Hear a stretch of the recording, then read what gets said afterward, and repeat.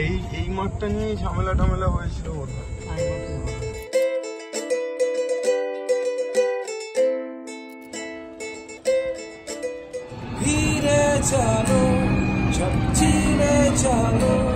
High, কোথায় চলেছি? আমরা চলেছি শান্তিনিকেতন।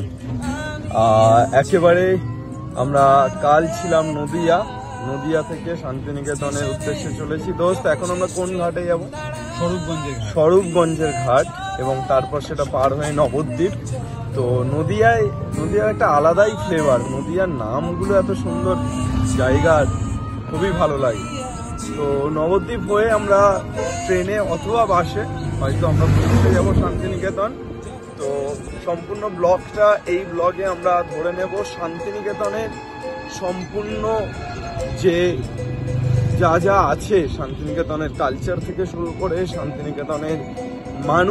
শান্তিনিকেতনের মানুষের ভাবনা, এই সবটা।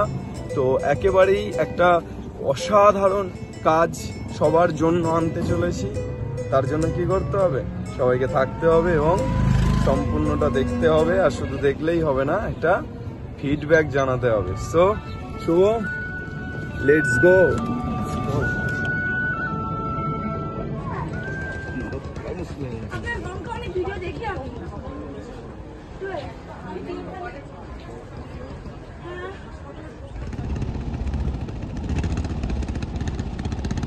ভুল বলেছিলাম, নদিয়ার শুধুমাত্র জায়গার নাম সুন্দর নয়, সুন্দর এখানকার দৈনন্দিন জীবনযাপন, এখানকার সৃষ্টিশীলতা এবং অবশ্যই এখানকার মানুষ।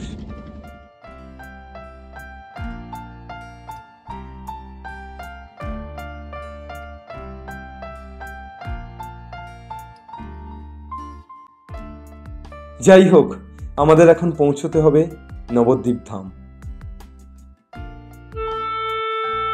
দোস্তের সাথে মুহূর্ত যাপন সবসময় একটা আলাদা মাত্রা দেয় যে কোনো জার্নিতে।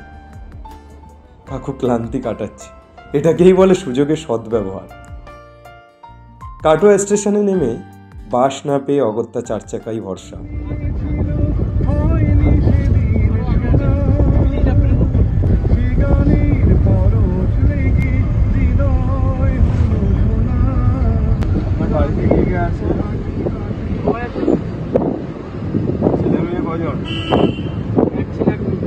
পড়াশোনা করে কোন ক্লাসে পড়ছে? কাটোয়া হাই স্কুল তো খুব বিখ্যাত স্কুল, ওখানেই পড়ে নাকি?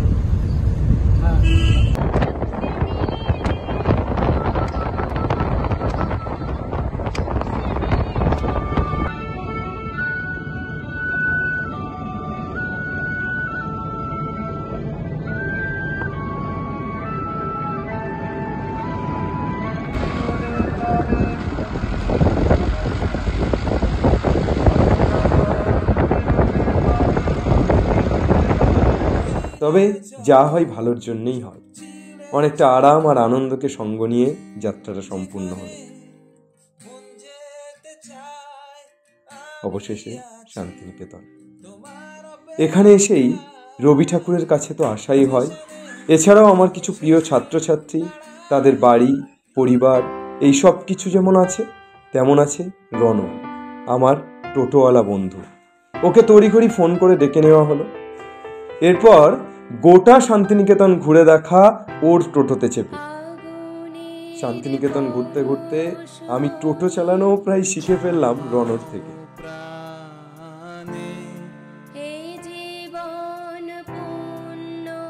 শান্তিনিকেতনে প্রায় প্রতিটি শিক্ষাগৃহের সামনেই রামকিঙ্কর বেইজের যে অসাধারণ সব মূর্তি, এক অপরূপ সৌন্দর্য সৃষ্টি করেছে সমস্ত জায়গা জুড়ে। রামকিঙ্কর বেইজের এই কাজ যতই দেখি ততই তার সম্পর্কে জানার আগ্রহ ক্রমেই বেড়ে যায়। এই সেই গাছ যার নিচে বসে রবি ঠাকুর কুমোর পাড়ায় গরুর গাড়ি লিখেছিলেন।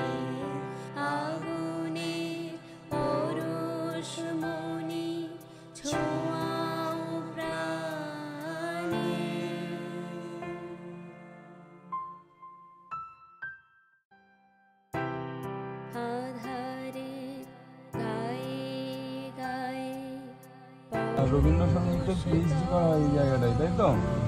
আচ্ছা, আর এপারের মাঠটা কিসের? বসন্ত উৎসবের মাঠ। আচ্ছা, তাহলে এই মাঠেই বসন্ত উৎসব হয়। বাহ, 2018-তে লাস্ট পাবলিকের জন্য হয়েছে, তারপর পরে কোভিড পড়ে গিয়েছিল। আচ্ছা আচ্ছা এখনো পর্যন্ত খুলে দিয়েছে। আচ্ছা আচ্ছা, মানে এখন শুধু স্টুডেন্টদের জন্য। আচ্ছা, এই মাঠটা নিয়ে ঝামেলা টামেলা হয়েছিল।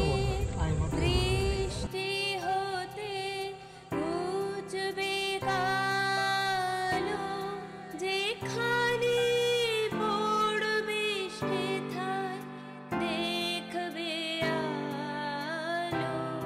নয়নের দৃষ্টি হতে ঘুচবে কালো, যেখানে এরপর রবি ঠাকুরের সমস্ত জিনিসপত্র সংরক্ষিত মিউজিয়াম না দেখলে কি হয়? দারুণ কাজ করেছে, মানে শুধু একটা বিশ্বভারতী বিদ্যালয় করেছে না নয়, মানে তার সাথে কত হাজার হাজার লাখ লাখ মানুষের কর্মসংস্থান করে দিয়েছে। এটা রবীন্দ্রনাথই পারে আর কি। মানে জমিদারি তো অনেকেরই ছিল, কিন্তু এই যে জমিদারির ব্যবহার, মানে একেবারেই মানুষের জন্য জমিদারিকে ব্যবহার করা, এটা রবীন্দ্রনাথ পারে, এটা অন্য কেউ পারে না।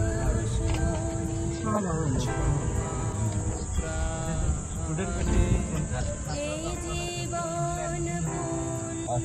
করো প্রথম অ্যাডমিশনের জন্য এখানে আসা। এই জীবন পূর্ণ করো। আজি নবপ্রভাতের শিখর চূড়ায় রথের চঞ্চল বেগ হাওয়ায় উড়াই। আমার পুরানো নাম ফিরিবার পথ নাহি, দূর হতে যদি দেখো চাহি পারিবে না চিনিতে আমায়। হে বন্ধু, বিদায়। এই ব্লগে এখানেই শেষ, তবে দেখা হচ্ছে আরও একটি নতুন ব্লগে। কেমন লাগলো অবশ্যই কমেন্টে জানাবেন, এবং ভালো লাগলে লাইক, শেয়ার ও সাবস্ক্রাইব।